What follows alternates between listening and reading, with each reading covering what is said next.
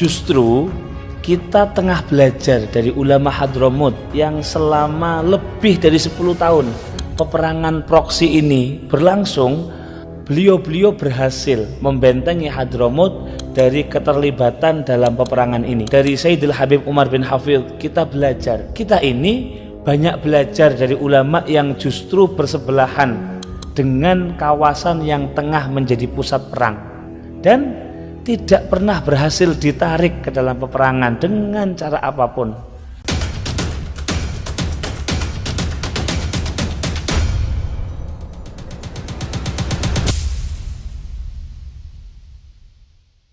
Assalamualaikum warahmatullahi wabarakatuh. Hamdan wa syukranillah ma ba'dah. Bergabung kembali di channel Ponpes Ilmu, teman-teman. Ada video menarik yang patut dan layak untuk sama-sama kita simak ya. Ini narasi videonya berdasarkan fakta dan realita yang memang terjadi apa adanya ya.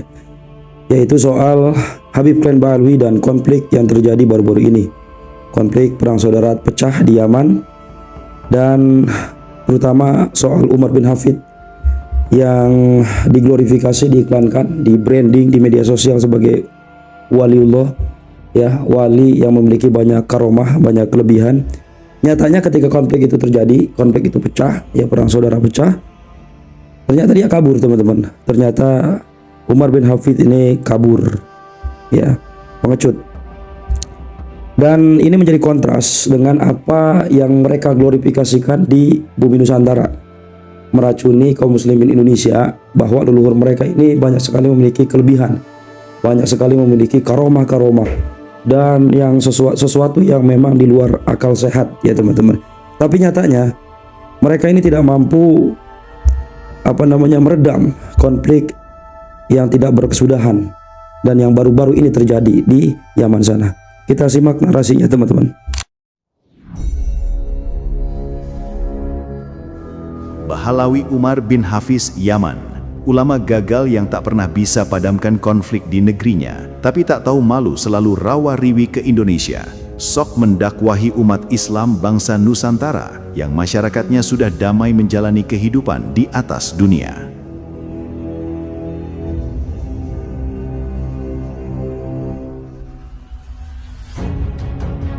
Konflik yang kembali memanas di kawasan Timur Tengah sekali lagi menyita perhatian dunia. Kali ini ketegangan melibatkan 3 negara, Yaman, Uni Emirat Arab, dan Saudi Arabia. Kawasan yang sejak lama menjadi epicentrum konflik geopolitik itu kembali menunjukkan betapa rapuhnya stabilitas ketika kepentingan politik, keamanan, dan pengaruh regional saling bertabrakan. Dentuman senjata, serangan balasan, serta perang pernyataan di ruang diplomasi menjadi penanda bahwa konflik ini bukan sekadar pertikaian lokal, melainkan bagian dari dinamika perebutan pengaruh 2 negara dengan kekuatan ekonomi besar antara Uni Emirat Arab dan Saudi Arabia. Yaman, yang selama bertahun-tahun terjebak dalam krisis kemanusiaan berkepanjangan, kembali menjadi panggung utama. Keterlibatan Uni Emirat Arab dan Saudi Arabia, baik secara langsung maupun melalui dukungan terhadap kelompok-kelompok tertentu, membuat konflik ini semakin kompleks. Alih-alih mereda, eskalasi justru menunjukkan bahwa perdamaian masih menjadi mimpi di siang bolong bagi masyarakat Islam di kawasan Timur Tengah, khususnya di negeri kakek moyang kaum Habib yang katanya tanah penuh berkah, tanah yang katanya menjadi tempat tinggal ribuan wali, mulai dari wali tukang tambal ban hingga wali berjenggot merah yang selama ini gemar sekali warawiri ke Indonesia, sok mendakwahi umat Islam bangsa Nusantara, padahal negerinya sendiri amburadul, tidak pernah bisa mendamaikan umatnya yang ada di sana. Hal ini mengingatkan kita pada narasi seorang murid Taufik Assegaf, Pak Ajir Ubaidillah, buzzer andalan Nabawi TV milik Robitoh Alawiyah, yang pernah menanggapi salah satu konten dalam kanal YouTube Benteng Nusantara ketika merosting Umar bin Hafidh adalah sosok ulama gagal yang tidak pernah bisa membawa kedamaian di negerinya, namun sangat tidak tahu malu sok-sokan mendakwahi umat Islam bangsa Indonesia yang kehidupannya 1000 kali jauh lebih baik dari kehidupan umat Islam di negeri asalnya. Ajir Ubaidillah yang kala itu sama sekali tidak faham kondisi geopolitik Timur Tengah pun akhirnya membela Umar bin Hafidh dengan narasi ngawur luar biasa karena ketidaktahuannya, di mana si murid kesayangan Taufik Assegaf ini mengatakan bahwa justru disinilah letak kehebatan Pak Umar bin Hafidh Yaman, Karena meskipun negerinya dilanda konflik berkepanjangan, Pak Umar berhasil membentengi wilayahnya Hadramaut dari keterlibatan berbagai konflik yang melanda wilayah sekitarnya, yang akhirnya membuat Ajir Ubaidillah ditampar fakta kejam ketika Hadramaut dibombardir oleh Saudi Arabia, negeri tempat lahirnya Rasulullah. Justru kita tengah belajar dari ulama Hadramaut yang selama lebih dari 10 tahun peperangan proksi ini berlangsung. Beliau berhasil membentengi Hadramaut dari keterlibatan dalam peperangan ini. Dari Sayyidil Habib Umar bin Hafidh kita belajar. Kita ini banyak belajar dari ulama yang justru bersebelahan dengan kawasan yang tengah menjadi pusat perang dan tidak pernah berhasil ditarik ke dalam peperangan dengan cara apapun. Lebih parahnya, buzzer andalan Robitoh Alawiyah Ajir Ubaidillah ini tampaknya tidak paham bahwa SCT yang digempur Arab Saudi semenjak awal tahun 2025 telah berhasil menguasai 80% wilayah Hadramaut, termasuk juga pelabuhan pentingnya. Sehingga karena ketidaktahuan dia inilah yang kemudian membuat ia dengan sangat pede mengatakan hebatnya Pak Umar bin Hafiz justru berhasil membentengi Hadramaut supaya tidak terlibat dengan berbagai konflik yang ada di sana. Kejadian ini sebenarnya sudah cukup untuk membuka lebar-lebar mata umat Islam bangsa Indonesia bahwa status keulamaan Umar bin Hafiz yang kerap digembar-gemborkan kaum Habib sebagai ulama besar dunia sesungguhnya hanyalah sebuah branding belaka. Karena pada faktanya, ia sama sekali tidak dipandang oleh para penguasa di Timur Tengah, khususnya Kerajaan Saudi Arabia. Bandingkan dengan status ulama besarnya bangsa Indonesia, di mana karena kebesaran nama Hadratus Syekh Kiai Haji Hashim Asy'ari, sang pendiri Jam'iyah Nahdlatul Ulama, Komite Hijaz akhirnya berhasil membuat suara para ulama Indonesia didengar oleh Raja Arab Saudi hingga rencana pembongkaran makam Rasulullah urung dilakukan oleh mereka. Ketika bangsa Indonesia berada di ambang konflik misalnya, ketika amarah massa memuncak dan persatuan bangsa terancam retak, selalu penguasa minta pendapat para ulama, bermusyawarah mencari jalan terbaik untuk menyelesaikan segala masalah.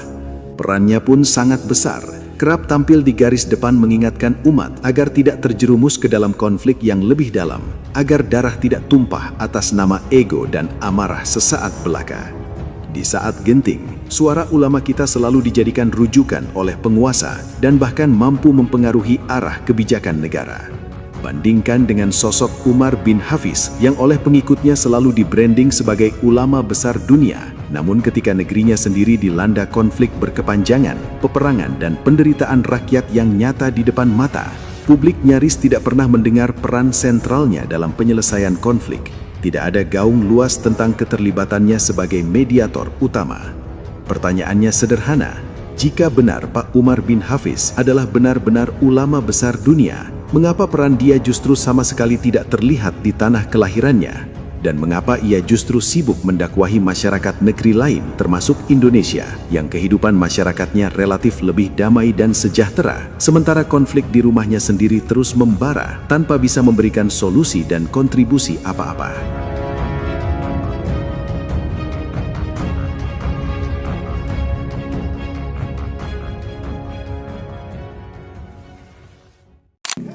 Nah, itu ya, sebuah realita yang terjadi. Ini sebuah fakta. Ya, mudah-mudahan bisa menjadi refleksi buat para kibin yang masih saja menganggap bahwa Umar bin Hafidh itu adalah seorang ulama. Ya, seorang ulama dunia yang memiliki pengaruh besar. Karena memang keulamaannya ini yang kita tahu adalah keulamaan jalur medsos, ya, yang di branding kemudian diundang podcast di channel-channel YouTube besar, bahkan Deddy Kobuzer si paling logika katanya, si paling rasional pun aja ketipu gitu loh dengan status keulamaannya. Buktinya ketika konflik terjadi di negaranya sendiri, dia nggak dianggap, ya, nggak ada peran sama sekali, nggak ada media sosial menyoroti bahwa dia menjadi mediator untuk menjadi mediator penengah gitu agar konflik itu tidak terjadi. Tapi nyatanya sampai hari ini Yaman masih dilanda krisis kemanusiaan. Ya, inilah ya keadaan Habib Klen Ba'alwi yang sesungguhnya. jati diri kedok Pren Ba'alwi yang sesungguhnya.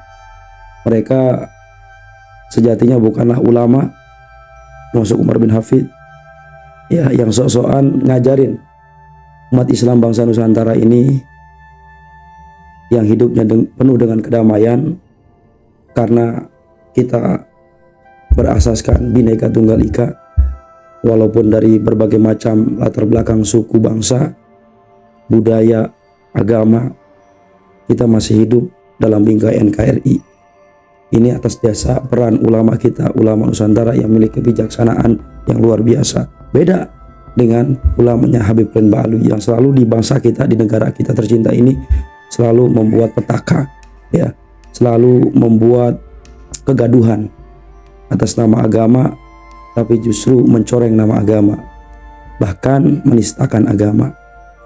Khutbah sopa wada makadar hadanallahu wa iyyakum ajmain. Assalamualaikum warahmatullahi wabarakatuh.